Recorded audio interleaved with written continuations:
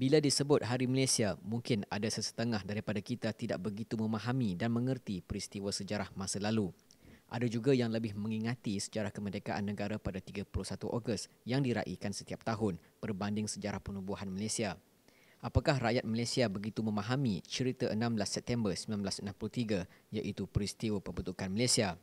Sebenarnya idea ini adalah idea dari Perdana Menteri Malaysia yang pertama, uh, Tuanku Abdul Rahman Putra Al-Hash, dan beliau telah menyuarakan gagasan Malaysia ini di dalam satu pertemuan Persatuan Wartawan Luar Negeri Asia Tenggara pada ketika itu, dan beliau menyuarakan mengenai pentingnya diadakan satu persekutuan antara pada ketika itu Semenanjung Tanah Melayu, Sabah, Sarawak, Singapura dan Brunei sendiri. Tujuan rancangan ini diadakan untuk menyekat pengaruh komunis yang semakin ketara dan boleh menggugat kestabilan politik serantau. Pendirian ini adalah berdasarkan kepada perkembangan politik di Singapura yang memperlihatkan peningkatan pengaruh golongan kiri. Melihat pada perkembangan ini, Tunku Abdul Rahman berunding dengan Inggeris. Ya. Dan Inggeris juga, seperti yang kita semua maklum, memang sangat pantang ataupun sangat menentang kepada gerakan kiri ini atau aliran komunis ini. Mereka menganggap gerakan komunis ini sebagai mengancam kedudukan mereka yang mendukung kepada sistem ekonomi kapitalis, demokrasi liberal dan sebagainya. Ancaman daripada pengaruh komunis lebih besar kepada kaum Cina. Jadi ianya boleh membawa kepada ketidakstabilan ekonomi politik di Malaysia ini. Jadi sebab itu sebenarnya kalau di negeri Sarawak sendiri, parti SUPP, Sarawak United People's Party, adalah parti politik yang pertama di negeri Sarawak. Tetapi lebih kepada perkauman, iaitu Cina, kaum Cina. Dan orang Cina juga yang menjadi pemimpin di negeri Sarawak pada masa itu menyedari bahawa mereka tidak dapat ataupun tidak dapat menjadi kerajaan kalau mereka hanya bertumpu kepada satu kaum saja. Jadi di sebelah kanan kita Filipina cuba untuk mengambil Sabah sebagai sebahagian daripada wilayahnya. Dan di sebelah kiri kita dan di sebelah selatan kita ada Indonesia, negara yang besar yang melancarkan konfrontasi terhadap Malaysia dan juga Sabah. Jadi kita buat keputusan pada waktu itu, pemimpin-pemimpin kita, bahawa asas yang paling pokok ialah keselamatan negeri Sabah dan penduduknya itu dapat dijamin oleh gagasan Malaysia ini. Asalnya, pembentukan Malaysia ini dicadang pada tarikh 1 Jun 1963 sebelum ditetapkan pada 31 Ogos seiring dengan perayaan Hari Kemerdekaan. Namun beberapa isu tercetus, terutama membabitkan bantahan Indonesia dan Filipina berikutan tidak bersetuju dengan pensepadanan negara. Bagi Indonesia, di bawah kepimpinan Soekarno pada ketika itu, bertindak melancarkan konfrontasi terhadap Malaysia kerana menentang gagasan ini, dan kebetulan pada ketika itu kepimpinan Soekarno adalah kepimpinan yang amat dihargai dan juga dikagumi oleh masyarakat Indonesia, dan konfrontasi ini berlanjutan dalam jangka masa yang lama dan telah melibatkan beberapa serangan kecil di Sabah dan juga di beberapa bahagian di Johor. Manakala dari segi Filipina pula, mereka berasa mereka mempunyai kepentingan di Sabah kerana mengikut dakwaan mereka pada ketika itu, Sabah ini ataupun Borneo Utara, dikenali sebagai Borneo Utara pada ketika itu, merupakan mengikut dakwaan Filipina adalah warisan kepada Kesultanan Sulu.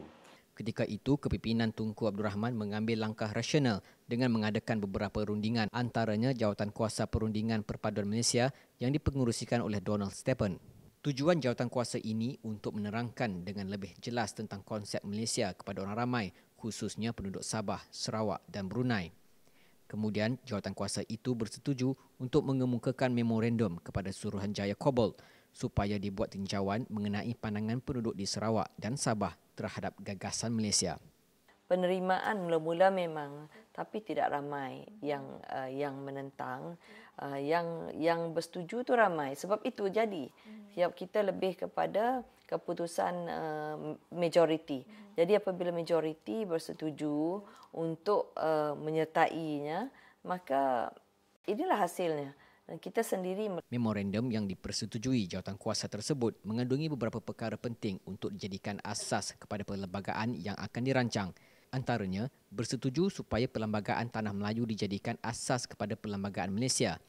Selain itu, sebuah kerajaan persekutuan juga perlu kuat dan berkuasa dalam hubungan luar, pertahanan dan keselamatan serta Islam sebagai agama rasmi. Kita pada waktu itu membuat satu penghutan suara. Dan apabila dibuat penghutan suara dan ini dipantau oleh United Nations, Bangsa-Bangsa Bersatu, dan juga satu suruhanjaya yang dipanggil Suruhanjaya Kobol yang ditubuhkan oleh kerajaan British pada waktu itu. Di situ permulaannya, dan apabila kita mendapat tahu bahawa ada gagasan yang telah diwar-warkan oleh Tunku Abdul Rahman pada waktu itu. Pembentukan Suruhanjaya Kobol pada 17 Januari 1962 adalah bagi memberi kebebasan dan keadilan kepada semua pihak. Suruhanjaya ini dibentuk hasil perundingan di antara Kerajaan Persekutuan Tanah Melayu dan Kerajaan British pada November 1961.